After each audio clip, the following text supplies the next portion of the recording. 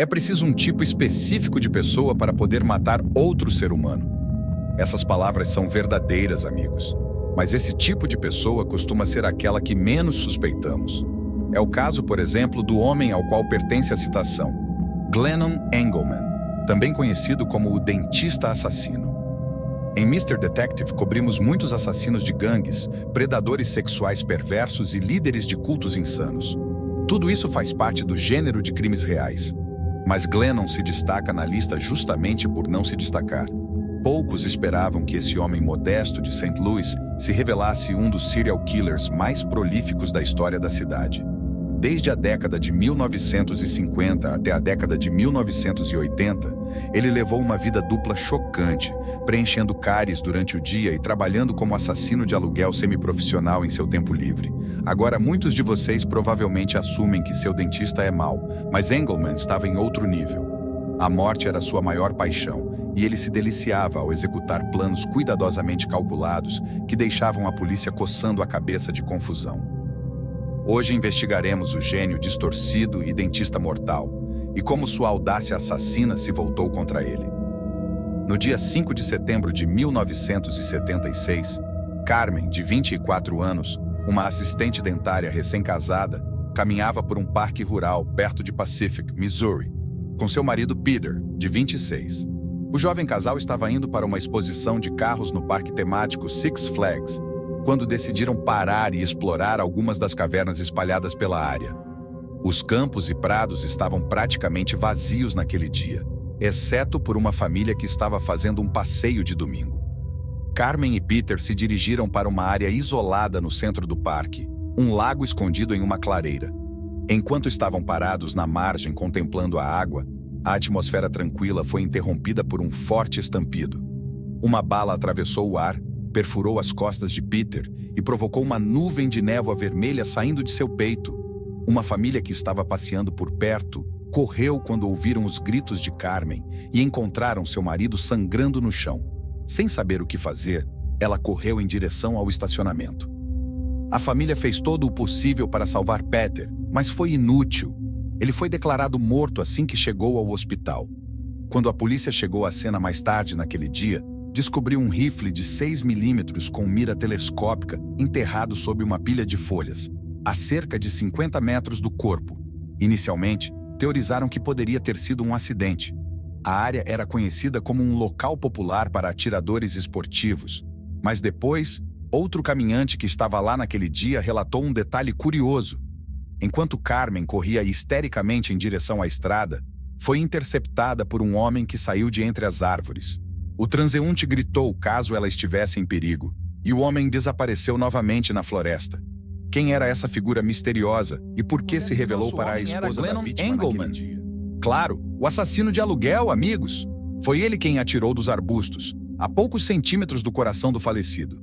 Então, por que ele se sentiu à vontade para mostrar seu rosto à futura viúva naquele dia? Na verdade, os dois estavam trabalhando juntos neste plano de assassinato antes mesmo de ela conhecer seu marido. Tudo começou quando ela começou a trabalhar ao lado do nosso mortal dentista em sua clínica no lado sul de St. Louis. Ela conhecia Engelman desde a maior parte de sua vida, e ele foi seu primeiro chefe enquanto ela se treinava para obter seu título de enfermeira dentária. Apesar de ele ser um 3 de 10 em seu melhor momento, Glennon se considerava um conquistador e se orgulhava de poder controlar as mulheres, especialmente as jovens e atraentes. Naquela época, Carmen tinha pouco mais de 20 anos e ele estava por volta dos 50, mas acredita-se que começaram um relacionamento sexual no escritório. Sim, amigos, uma verdadeira história de cinema adulto. Pelo menos espero que eles tenham esterilizado a cadeira odontológica depois. Isso combinava a personalidade de conquistador de mulheres com seu amor por armas de fogo. E estava claro que Engelman se via como um personagem do tipo James Bond. Quando sua última Moneypenny trabalhava com ele na clínica, ainda era chamada pelo seu sobrenome de solteira, Carmen Miranda, pois ainda não havia encontrado um homem com quem se estabelecer. Um dia, ela chegou à clínica reclamando de problemas financeiros, e Engelman lhe fez uma proposta. Não uma proposta de casamento, já que ele já era casado com sua terceira esposa, embora sua ideia incluísse um romance. A ideia do dentista era que Carmen encontrasse um homem bom, honesto e trabalhador para se casar, para que ele pudesse assassiná-lo a sangue frio e receber o seguro de vida. Provavelmente, não era o conselho que a jovem enfermeira esperava, mas depois de um pouco de hesitação, ela começou a aceitar a ideia. Por um lado, ela se tornaria cúmplice de um assassinato horrível e cínico. Mas por outro lado, o dinheiro era bastante atraente. Quanto às questões práticas, Engelman disse a ela para não se preocupar, que ele já havia feito esse tipo de coisa antes sem problemas. Depois de um pouco mais de persuasão, ela concordou completamente. Engelman explicou que tipo de homem ela deveria procurar. Não tenho certeza de quais critérios ele estabeleceu, mas se tivesse que adivinhar, alguém com uma personalidade tolerável e que passasse bastante tempo com ela. Afinal, alguém jovem, já que quanto mais velho você é, menor é o pagamento do seguro, além de alguém confiante o suficiente para ser fácil, eliminando da lista longa os solteiros elegíveis da vida pessoal de Carmen. Como vocês sabem, amigos, tive alguns episódios sombrios na minha vida romântica, mas imagine finalmente reunir a coragem para convidar a mulher dos seus sonhos para sair e descobrir que ela só planeja fazer com que seu chefe pervertido te mate por alguns milhares de dólares.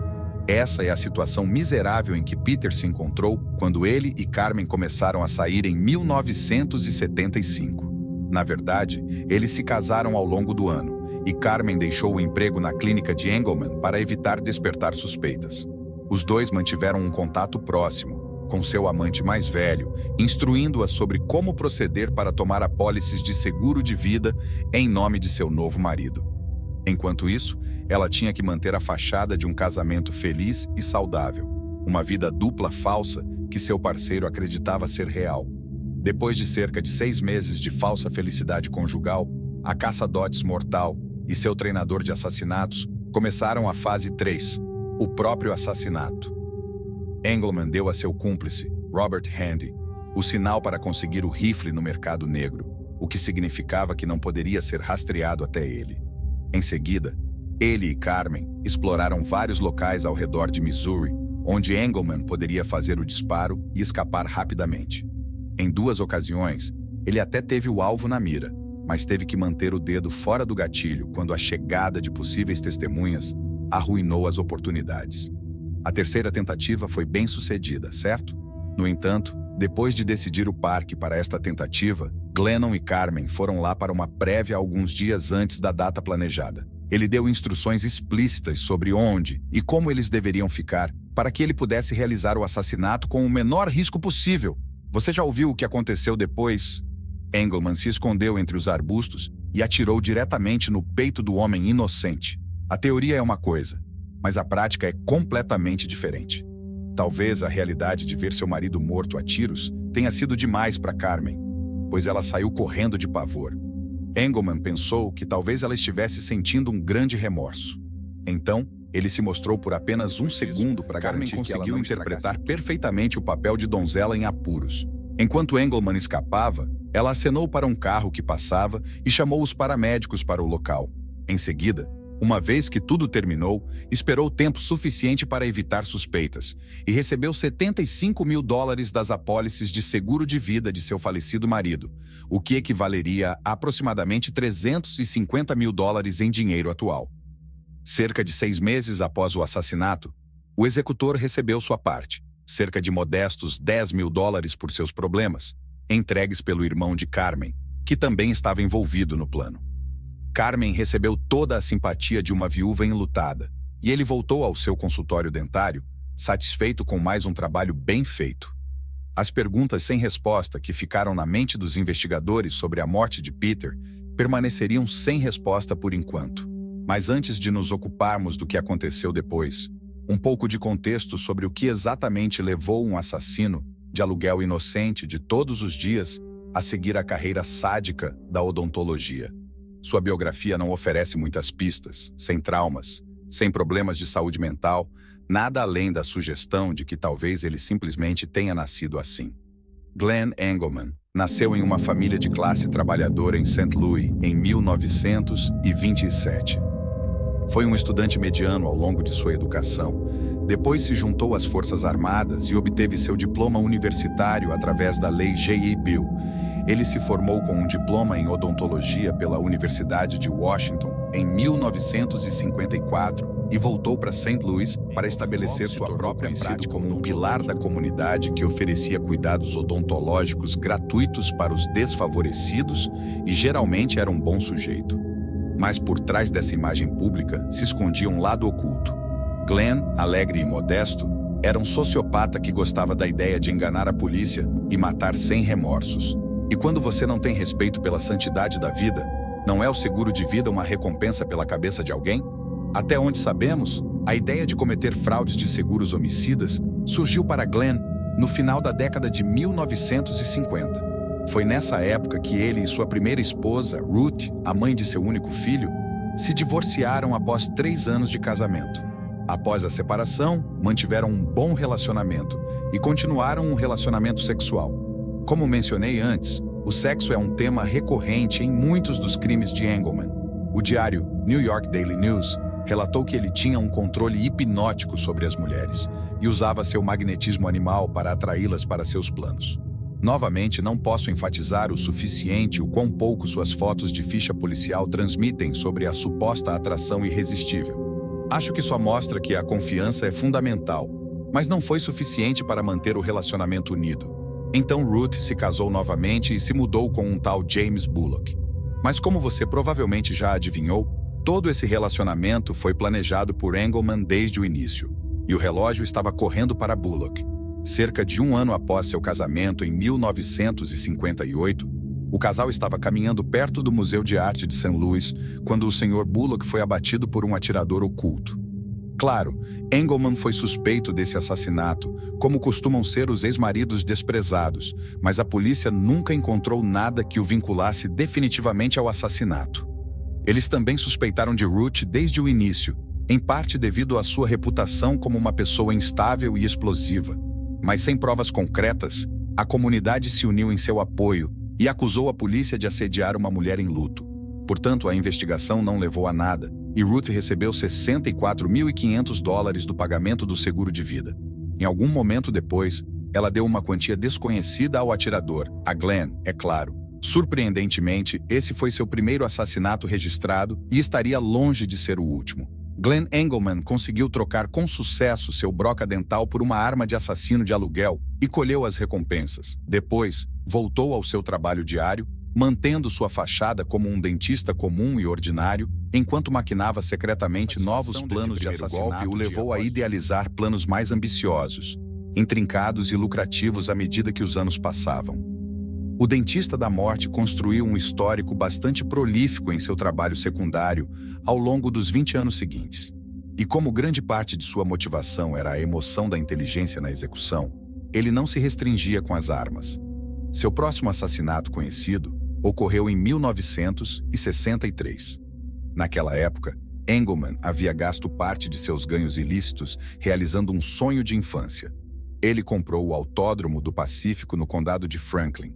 Depois de apenas alguns anos de operação, a pista se revelou um desastre financeiro para todos os envolvidos. Glennon e seus parceiros comerciais ficaram sobrecarregados com altos custos operacionais que esgotaram suas economias. Para sair dessa situação, o sinistro dentista decidiu fazer o que melhor sabia fazer. Não a odontologia. Na verdade, ele ia assassinar um de seus parceiros comerciais e usar os lucros para cobrir suas perdas. O alvo dessa vez era Eric Frey, um dos vários amigos que contribuíram para o investimento. Aparentemente, todos naquela época estavam desesperados para ver seus maridos mortos, pois a senhora Frey aceitou a oferta com entusiasmo. Sério? Não seria um plano de divórcio muito mais inteligente? Você fica com metade das coisas dele sem risco de prisão. Mas isso não era divertido para a mente mestra assassina. Glenn estava nisso pela emoção de matar. E todo o resto era secundário.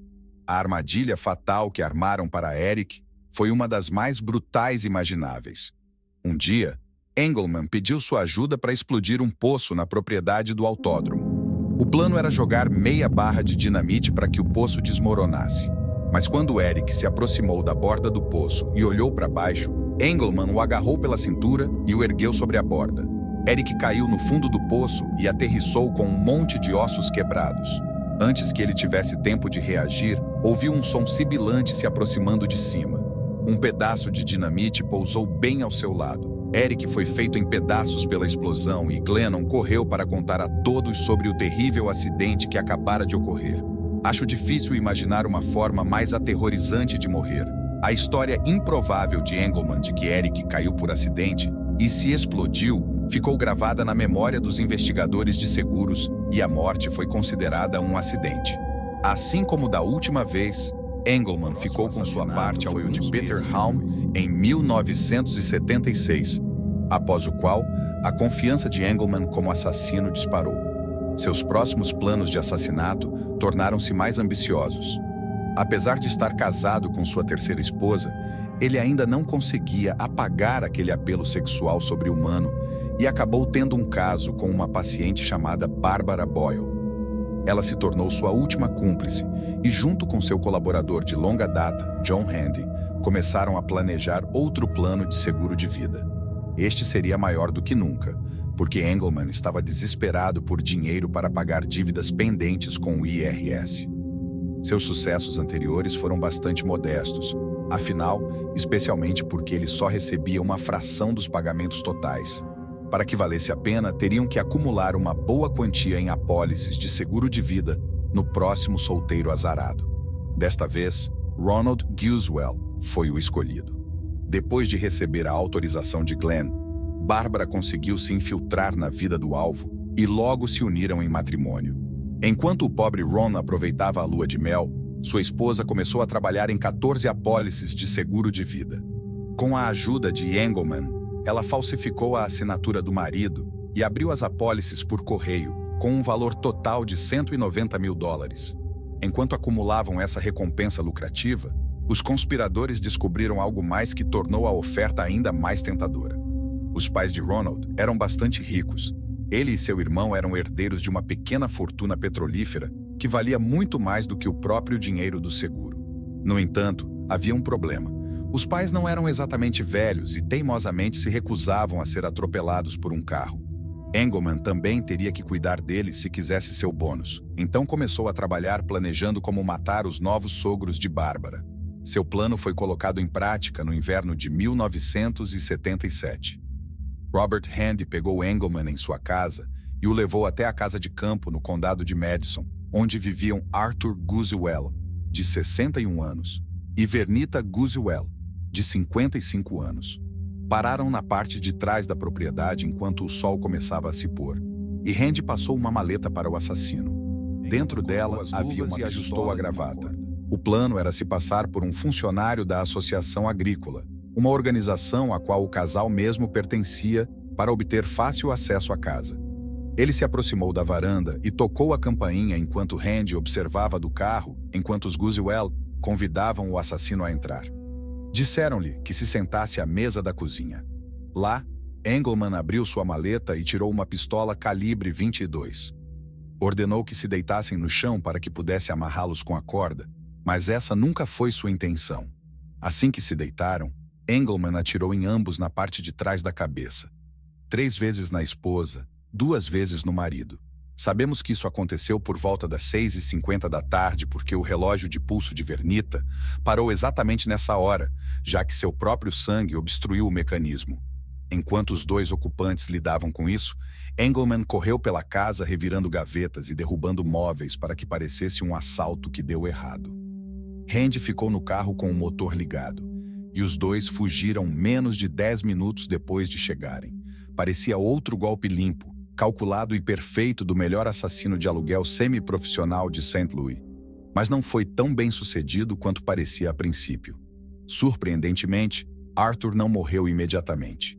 Ele recobrou a consciência e conseguiu ligar para os serviços de emergência depois que Engelman desapareceu. Sua fala estava extremamente confusa devido a AOS 2 ferimentos de bala na cabeça, mas ele conseguiu explicar que alguns homens os haviam assaltado. Embora os paramédicos não tenham conseguido obter uma descrição adequada antes que ele voltasse ferimentos antes das 9h30 da noite. Essa foi a fase 2 do plano, concluída e resolvida. Agora só faltava matar o alvo original e colher as recompensas. Engelman sabia que não podia apressar as coisas. A única maneira de evitar suspeitas era espalhar o plano ao longo de vários anos para que cada uma das tragédias parecesse não estar relacionada. Isso significava que Bárbara acabou vivendo com Ronald por mais de um ano, depois que seu ex-amante assassinou os pais dele. Eles dormiam na mesma cama. Ela o ajudava a superar a perda, até mesmo o ajudava a criar seus filhos, seus enteados, quando os visitavam, tudo sabendo que seu amado marido seria o próximo a morrer. Era só uma questão de tempo até que Engelman batesse à sua porta. 15 meses após seus pais terem sido brutalmente assassinados, chegou a hora de Ron. O trio frio e sem escrúpulos se reuniu para discutir os planos de Engelman para o assassinato que Randy descreveu mais tarde. Entrar, amarrar Bárbara como se fosse um assalto e ela estivesse lá, e então, quando Ron entrasse, ele ia matá-lo como se tivesse resistido, derrubando alguns móveis e quebrando algumas lâmpadas, e depois deixaria a Bárbara amarrada na cama, e quando as crianças ou alguém passassem por lá, a encontrariam. Uma falsa invasão domiciliar e agressão sexual para desviar a atenção do assassinato em si. Até mesmo discutiram deixar Bárbara amarrada por mais de um dia e fazer com que ela sujasse a cama só para dar um pouco de autenticidade. Como se todo o assunto não fosse traumático o suficiente para seus filhos, você pode imaginar se fossem eles que entrassem e encontrassem tudo aquilo. Felizmente, deixaram de lado esse plano, já que Bárbara não gostava particularmente da ideia de estar ensopada em seus próprios fluidos corporais por 24 horas seguidas. Em vez disso, decidiram fazer parecer que seu marido nunca chegou em casa. O dia 31 de março de 1979 foi escolhido como o dia fatal. Naquela noite, Engelman dirigiu até a casa de Randy por volta das 8h30 da noite, levando suas luvas características de assassinato e portando uma pistola calibre 38 com empunhadura de pérola. Eles dirigiram até o estacionamento de um shopping center, onde Bárbara os pegou em seu próprio carro. Os dois homens se agacharam para que parecesse que ela estava sozinha no veículo, enquanto passavam por outras fazendas no caminho. Então, chegaram à casa por volta das 11 da noite. Ron estava trabalhando no turno da noite na ferrovia Amoco, na cidade de Wood River. Eles chegaram 10 minutos antes de ele chegar em casa. Bárbara entrou para relaxar enquanto Randy e Engelman ouviram o carro chegar e a porta da garagem se abriu. A vítima deu um passo para dentro e Engelman avançou sobre ele, disparando direto no coração de Ronald Guswell. A vítima recuou em estado de choque e Engelman o golpeou repetidamente com um martelo, atingindo sua cabeça várias vezes. Ronald caiu no chão e então Engelman deu os golpes finais, fatais, no lado de seu crânio. Dificilmente foi o método mais elegante e, como era de se esperar, deixou muito sangue. Engelman gritou para Bárbara limpar e ela correu até ele com algumas toalhas para limpar as evidências. Enquanto isso, os dois homens arrastaram o corpo para o carro que estava na entrada. Na manhã seguinte, às 7 da manhã, Bárbara ligou para a polícia para relatar que seu marido estava desaparecido, dizendo que ele nunca chegou em casa do trabalho na noite anterior. Levaram vários dias até que descobrissem seu destino. No dia 4 de abril, alguns testemunhas relataram um carro abandonado perto de um motel em East St. Louis. A polícia encontrou o corpo de Ronald no banco traseiro com um saco de lixo marrom sobre sua cabeça. Além dos ferimentos de bala e na cabeça, seu tornozelo havia sofrido uma fratura devido ao arrasto do corpo pelo chão. Quando os oficiais foram informar a Bárbara, ela fingiu estar surpresa, apesar de ter passado os últimos dias limpando as manchas de sangue do marido no chão da garagem e pintando sobre os respingos na parede. Segundo documentos judiciais, no momento de sua morte, Ron valia cerca de $597 mil, o que equivale a aproximadamente $2.500.000 hoje em dia. Parece que toda essa herança foi para Bárbara, junto com os $190 mil em pagamentos de seguros de vida. Engelman prudentemente cortou todo o contato com ela até que os pagamentos fossem finalizados, caso a polícia suspeitasse de algo. Mas a conexão não passou despercebida na investigação inicial. Os policiais descobriram que Bárbara tinha conexões com Engelman, que por sua vez já havia sido implicado em muitos eventos suspeitos ao longo dos anos. Antes que a investigação pudesse realmente avançar, ocorreu um desenvolvimento surpreendente. Um cara aleatório decidiu assumir a culpa pelo assassinato de Ronald Guswell, aparentemente sem motivo algum. Esse era Andre Jones, que na época estava preso por 3 assassinatos não relacionados. Ele afirmou ter atirado em Ron em um estacionamento durante um assalto que deu errado. Seus motivos para reivindicar a morte de Ronald não estão claros de forma alguma, mas isso quase chegou ao fim. Engelman só cometeria mais um assassinato antes que o passado voltasse para assombrá-lo. Mais uma vez, esse crime também começou com problemas financeiros. Na época em que assassinou Ronald Guzwell, a terceira esposa de Engelman, também chamada Ruth, assim como sua primeira esposa, se divorciou dele.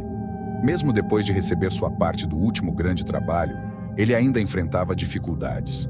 A maior preocupação que ele tinha era uma dívida pendente com um laboratório dental em St. Louis. Ele devia 14.500 em encargos pendentes, e a proprietária, Sophie Marie Barrera, estava determinada a cobrar.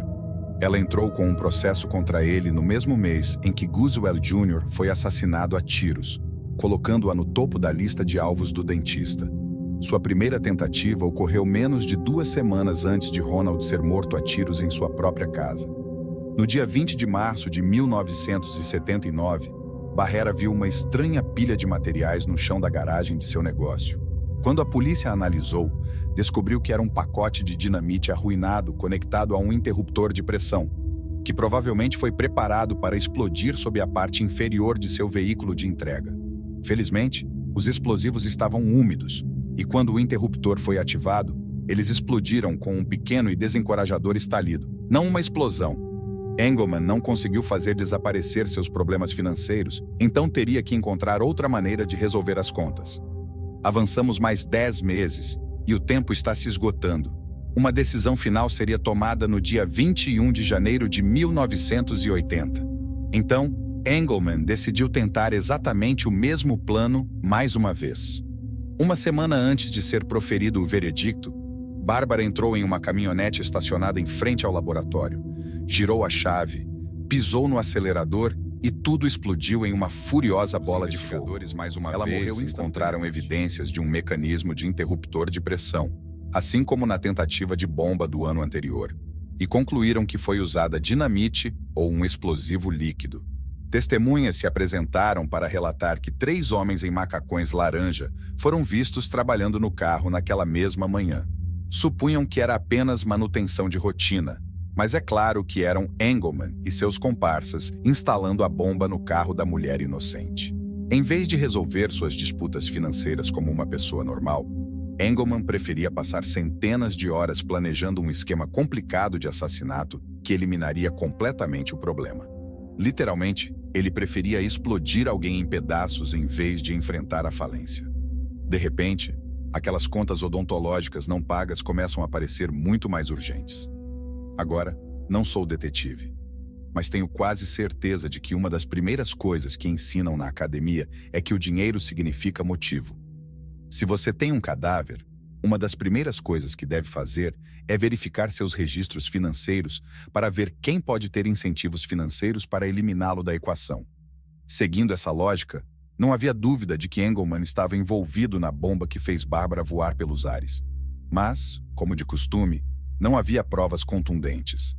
Engelman sempre foi extremamente cuidadoso para não deixar evidências físicas, independentemente de quantas provas circunstanciais o apontassem como culpado.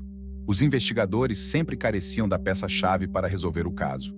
No entanto, essa peça-chave foi encontrada em Ruth Engelman, a esposa mais recente do diabólico dentista.